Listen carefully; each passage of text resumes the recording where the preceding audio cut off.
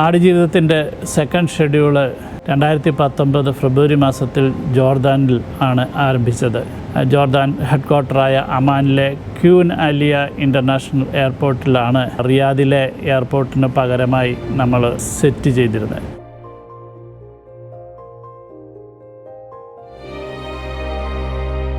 തൊണ്ണൂറുകളിലെ എയർപോർട്ടുകളിൽ നിന്നും വളരെ വ്യത്യസ്തമായി വളരെ ഡിജിറ്റലൈസ് ചെയ്ത് ഒരുപാട് മാറ്റങ്ങളൊക്കെ ഉണ്ടായിരുന്ന എയർപോർട്ടിനെ ഒരു 30 വർഷം പിന്നിലേക്ക് കൊണ്ടുവരുവാനായിട്ട് ആർട്ട് ഡയറക്ടർ പ്രശാന്ത് മാധവനും ടീമും വലിയ അധ്വാനം നടത്തേണ്ടി വന്നിട്ടുണ്ട്. അതിൻ്റെ സൈൻ ബോർഡ്സ്, അവിടുത്തെ വണ്ടികൾ, ടാക്സികൾ, ഈവൻ ബാഗ്സ് പോലും നമ്മൾ അല്ലെങ്കിൽ ആൾക്കാരെ കൊണ്ട് നടക്കുന്ന ബാഗുകളും ഒക്കെ പോലും ആ കാലഘട്ടത്തിലേക്ക് എത്തിക്കുവാനായിട്ടുള്ള ഒരു വലിയൊരു ശ്രമം നടത്തുകയുണ്ടായി.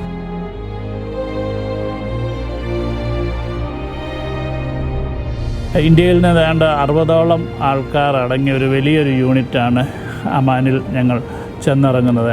അവിടുന്ന് ജോർദാൻ പയനിയേഴ്സ് എന്ന മിസ്റ്റർ ഖാലിദിൻ്റെ നേതൃത്വത്തിലുള്ള ഒരു ലൈൻ പ്രൊഡ്യൂസർ ആണ് ഞങ്ങൾക്ക് ജോർദാനിലെ ഷൂട്ടിങ്ങിന് വേണ്ടിയുള്ള എല്ലാ സൗകര്യങ്ങളും ഒരുക്കി തന്നത്.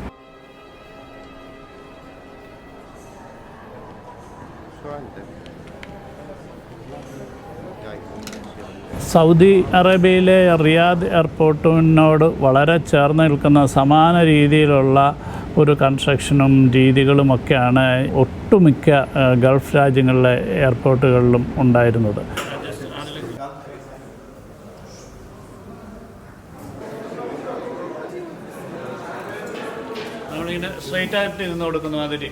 പക്ഷെങ്കിൽ ഒരു ഇമിഗ്രേഷനിൽ നമുക്ക് ഷൂട്ട് ചെയ്യാനുള്ള സാങ്കേതികമായ ബുദ്ധിമുട്ടുകളുണ്ടായിരുന്നതുകൊണ്ട് തന്നെ അതിനോട് ചേർന്ന് തന്നെയുള്ള ഒരു സ്ഥലത്ത് നമ്മൾ വലിയൊരു സെറ്റ് ഉണ്ടാക്കുകയും ഇമിഗ്രേഷനിൽ അവിടെ ആ കാലഘട്ടത്തിനെ ഓർമ്മിപ്പിക്കുന്ന തരത്തിലുള്ള ഡിഫറെൻറ്റ് കൺട്രികളിൽ നിന്നുള്ള ആൾക്കാരെയൊക്കെ കൊണ്ടുവന്ന് നമ്മളൊരു വലിയൊരു ഇമിഗ്രേഷൻ ഓഫീസ് തന്നെ നമ്മളവിടെ സെറ്റ് ചെയ്യുകയുണ്ടായി. അവിടുന്ന് നജീബും ഹക്കീമും എയർപോർട്ടിലേക്ക് എത്തുമ്പോൾ വളരെ ഡിഫറെൻ്റായിട്ട് ഇപ്പോൾ ഒരു എയർപോർട്ട് നമ്മളൊരു സെറ്റിട്ട് ചെയ്യുന്നത് പോലെയാണ് ഞങ്ങൾക്ക് അനുഭവം ഉണ്ടായിരുന്നത്. അത്രയധികം സ്വാതന്ത്ര്യത്തോടു കൂടിയാണ് ഈ അമാൻ എയർപോർട്ട് ഞങ്ങൾ ഉപയോഗിച്ചിരുന്നത്.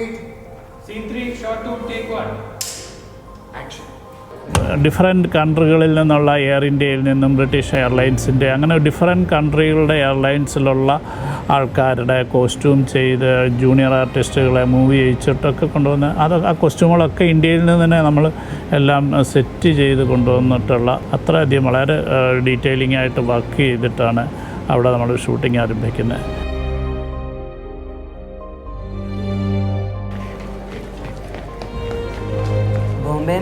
ശ്രീലങ്ക ആ ഒരു കാലഘട്ടത്തിന് പറയുകയാണെങ്കിൽ ഇപ്പോൾ സൗദിയുടെ അന്നത്തെ ഒഫീഷ്യൽ പ്ലേസസിൽ ഫോട്ടോഗ്രാഫ്സ് അലൗഡ് അല്ലാത്ത ഒരു കാലഘട്ടമായിരുന്നു. അന്ന് അവിടെ ഉണ്ടായിരുന്ന യൂണിഫോം ആവട്ടെ, യൂണിഫോമിൽ വരുന്ന ബട്ടൺസ് ആവട്ടെ, അതിൻ്റെ ഉള്ളിലെ എംബ്ലങ്ങളാവട്ടെ, അത് കൃത്യമായിരിക്കണം. റെഫറൻസ് എടുക്കുക എന്ന് പറഞ്ഞാൽ ചിലത് ആ കാലഘട്ടത്തിൽ നമുക്ക് അവൈലബിൾ അല്ലാത്ത റെഫറൻസ് ഉണ്ടായിരുന്നു. അപ്പോൾ അന്ന് സൗദിയിൽ മീഡിയയിൽ അന്ന് വർക്ക് ചെയ്ത ആളുകളെ എനിക്ക് ബ്ലെസ്സാർ കണക്ട് ചെയ്ത് തന്നിട്ടുണ്ടായിരുന്നു. അങ്ങനെയാണ് സൗദിയിലുള്ള കാര്യങ്ങളെല്ലാം കൃത്യമായി നമ്മൾ റെഫറൻസ് എടുക്കുന്നത്.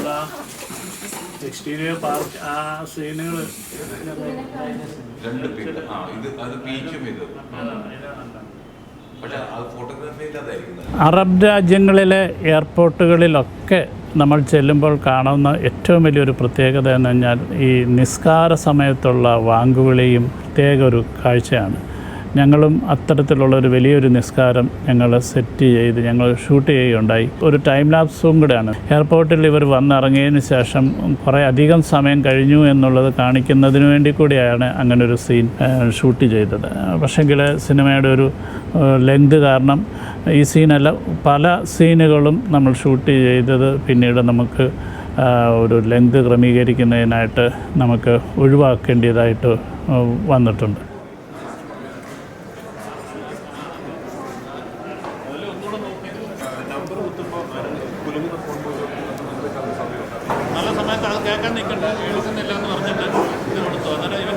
അവിടെ ഒരു ബൂത്തിൽ ഒരു മലയാളിയുടെ സഹായത്തോടുകൂടി ചെന്ന് ഫോൺ വിളിക്കുന്നതും ആ ഫോൺ ബൂത്തുകളൊക്കെ സെറ്റ് ചെയ്തിരിക്കുന്നതാണ്. ആ സെറ്റ് ചെയ്ത് വളരെ നല്ല രീതിയിൽ പ്രശാന്ത് അത് സെറ്റ് ചെയ്ത് ഇട്ടാണ് അവിടുന്ന് നമ്മൾ ഫോൺ വിളിക്കുന്നതായിട്ട് നമ്മൾ ഉള്ള ചിത്രീകരണം ഉണ്ടായത്.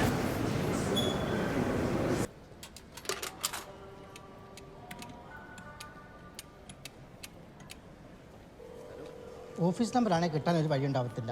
ഇന്ന് വെള്ളിയാഴ്ചയല്ലോ, ഇവിടെയൊക്കെ മുടക്കാം. വേറെ ഏതെങ്കിലും നമ്പറുണ്ടോ നിങ്ങളുടെ കയ്യിൽ? വീട്ടിലെയോ പേജറോ?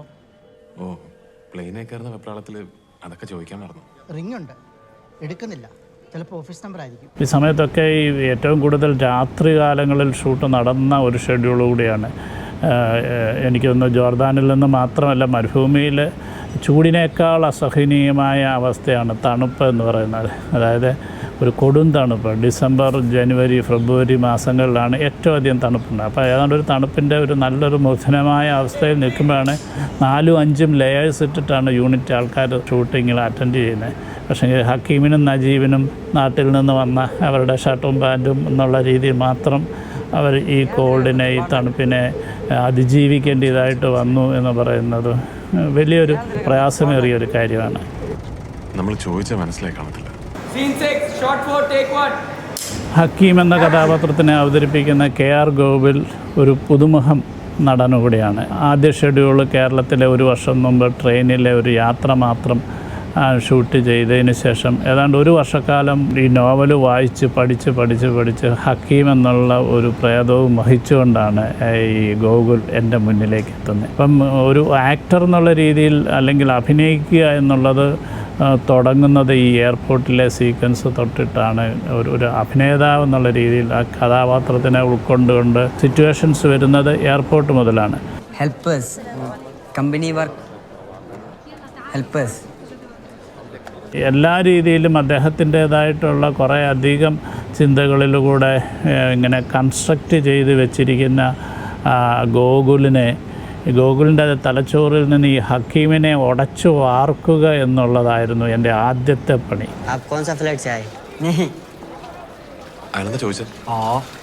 നീ എന്താ പറഞ്ഞു? ഹക്കീമിന് വേണ്ടിയിട്ട് ഞാനൊരു പുസ്തകം ഉണ്ടാക്കി. അതിൽ ഞാൻ അവൻ്റെ ഒരുപാട് ബാക്ക് സ്റ്റോറികൾ എഴുതി. അവിടെ എത്തി ആദ്യം സാറിനെ കണ്ടപ്പം, പ്ലസി സാറ് കണ്ടപ്പം സാർ ആദ്യം പറഞ്ഞത്, ഇതുവരെ നീ ചിന്തിച്ച് വെച്ച ഹക്കീമിനെ പറ്റി കൺസ്ട്രക്റ്റ് ചെയ്ത് വെച്ച എല്ലാ കാര്യങ്ങളും നീ മറക്കുക, നീ എങ്ങനെയാണോ അതുപോലെ തന്നെ ക്യാമറയുടെ മുമ്പിൽ ബിഹേവ് ചെയ്യുക എന്നുള്ളതാണ്. ഫസ്റ്റ് ഷോട്ട് എടുത്തത് ഞങ്ങളെല്ലാവരും എയർപോർട്ടിൽ നിന്ന് ഇറങ്ങി വരുന്ന ഷോട്ടാണ്. അപ്പോൾ ആ ഷോട്ട് കഴിഞ്ഞു, ആദ്യത്തെ ടേക്ക് എടുത്തു, രണ്ടാമത്തെ ടേക്ക് എടുത്തു, മൂന്നാമത്തെ ടേക്കിലാണ് ആ ഷോട്ട് ഓക്കെ ആയത്. പക്ഷേ ആ ഷോട്ട് കഴിഞ്ഞിട്ട് എന്നെ സാറും രാജുവേട്ടനും എല്ലാവരും വന്നിട്ട് വളരെ നന്നായിട്ട് ചെയ്തു എന്നൊക്കെ പറഞ്ഞപ്പോൾ അപ്പോൾ കിട്ടിയൊരു മൊറാൽ ബൂസ്റ്റ് ഉണ്ട്. എൻ്റെ ഒരു പുതുമുഖ നടൻ എന്നുള്ള നിലയിൽ എനിക്ക് കിട്ടിയൊരു മൊറാൽ ബൂസ്റ്റ് ഉണ്ട്. ആ മൊറാൽ ബൂസ്റ്റിലാണ് ആ ഷെഡ്യൂൾ മൊത്തം ഞാൻ നിന്നിട്ടുള്ളത്.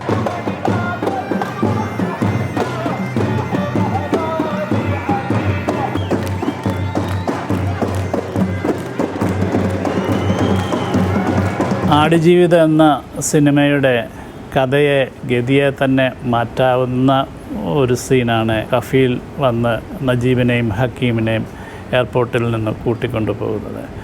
ബെന്യാമിൻ നോവലിൽ അർബാബ് എന്നാണ് അദ്ദേഹത്തിന് എഴുതിയിരുന്നതെങ്കിൽ സിനിമയിലേക്ക് എത്തുമ്പോൾ കൂടുതൽ പ്രദേശങ്ങളിൽ അറിയപ്പെടുന്ന കഫീൽ എന്നാക്കി ഞങ്ങൾ മാറ്റുകയായിരുന്നു. താലിബ് അൽ ബലൂച്ചി എന്ന ഒമാനി ആക്ടറാണ് ഈ കഫീലിനെ അവതരിപ്പിക്കുന്നത്. വളരെ ബ്രില്യൻ്റായിട്ട് അദ്ദേഹത്തിന് ആ കഥാപാത്രത്തിലേക്ക് എത്തുവാൻ കഴിഞ്ഞു. പ്രത്യേകിച്ച് അറബി സംസാരിക്കുന്ന ഒരാളും കൂടെ ആയതുകൊണ്ട് തന്നെ അദ്ദേഹത്തിന് കൂടുതൽ വളരെ വ്യക്തമായിട്ട് അതിൻ്റെ ലെയേഴ്സിലേക്ക് എത്തുവാൻ കഴിഞ്ഞു എന്നുള്ളതാണ്.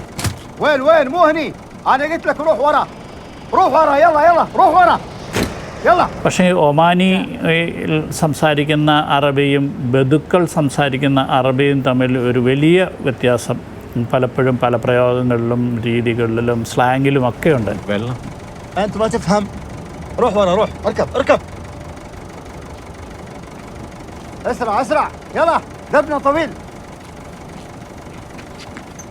അതിനെയൊക്കെ നമുക്ക് കറക്റ്റ് ചെയ്ത് തന്നത് അറബിക് ട്രാൻസ്ലേറ്ററായ മൂസക്കുട്ടി മാഷാണ്.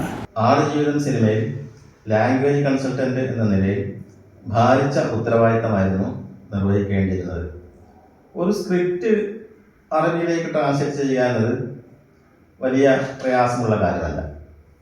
എന്നാൽ ആടുജീവിതം സിനിമയിലെ കഥാപാത്രങ്ങൾക്കനുസരിച്ച് ഒരു ഭാഷ രൂപപ്പെടുത്തുക എന്നത് ഏറെ ശ്രമകരമായ ജോലിയായിരുന്നു. മരുഭൂമിയിലെ ബദരീസിൻ്റെ ജീവിതം, അവരുടെ ആചാരങ്ങൾ, അവരുടെ സംസ്കാരം, അവരുടെ പ്രത്യേകമായ ഭാഷ എന്നിവയിലെല്ലാം അഗാധമായ അറിവുണ്ടെങ്കിൽ മാത്രമേ ഇത്തരത്തിലുള്ള ഒരു വർക്ക് ചെയ്യാൻ സാധിക്കുകയുള്ളൂ.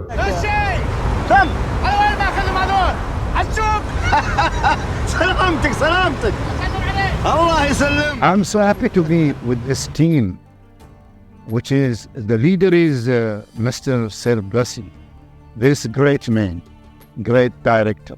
Since we started on 2019, I read the script and I was thinking what I have to do, who's with me. Then I know that there is a big stars working with me, so I have to also, as per we are saying, to be ready.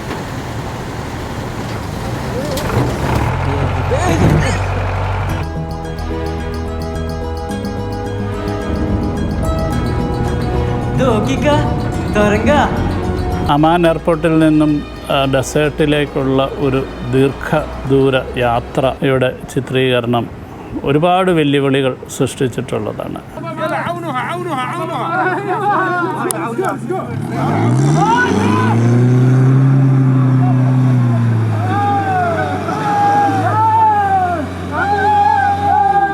മുഖ്യമായും റോഡിലൂടെ പോകുന്ന വണ്ടികളൊക്കെയും തന്നെ ആ കാലഘട്ടത്തിനെ സൂചിപ്പിക്കുന്നതായിരിക്കണം. പുതിയ model വണ്ടികൾ കടന്നു വരാൻ പാടില്ല.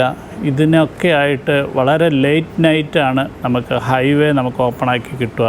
അപ്പോൾ ഇതിലൂടെ പാസ് ചെയ്യുന്ന വണ്ടികളൊക്കെ തന്നെയും നമ്മൾ നമ്പർ ക്രിയേറ്റ് ചെയ്തിട്ട് ആൾക്കാരെ വെച്ചിട്ട് ട്രാവൽ ചെയ്തിട്ടുള്ളത്. ഇതുവരെ നാട്ടിലേക്കൊന്നും വിളിക്കാൻ പറ്റിയില്ലല്ലോ. ഞാൻ ആ കാര്യമായിട്ട് മറന്നുപോയി. എവിടെ നിർത്തിയിട്ടുണ്ടോ വിളിച്ചിട്ട് പോയേനെ. സ്ട്രീറ്റുകളിൽ നിന്ന് വീണ്ടും ഡെസേർട്ടുകളിലേക്ക് ഒഴുകിയിറങ്ങുകയും ഡെസേർട്ടിൻ്റെ വിവിധമായ വ്യത്യസ്തമായ ഭൂമികയിലൂടെ സഞ്ചരിക്കുന്ന ഒരു വലിയ സീക്വൻസുകൾ പല സമയത്തായിട്ട് പല ടൈമിങ്ങിൽ നമുക്ക് ഷൂട്ട് ചെയ്യാൻ സാധിക്കുകയുണ്ടായി.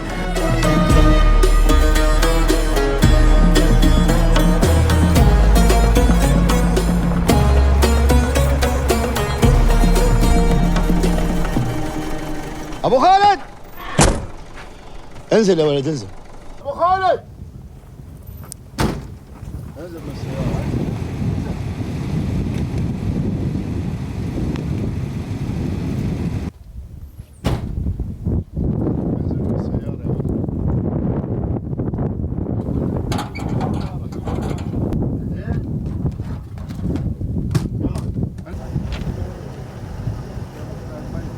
സാറേ, ഞങ്ങൾ ടൗണിലാ താമസമെന്ന് വിചാരിച്ചു.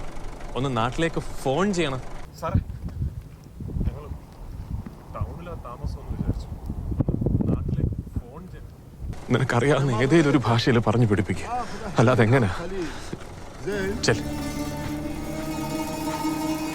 भाई साहब, कफील, हम लोग सेम कंपनी विसा, हेल्प अस. تعال خذ يا ابو احمد شله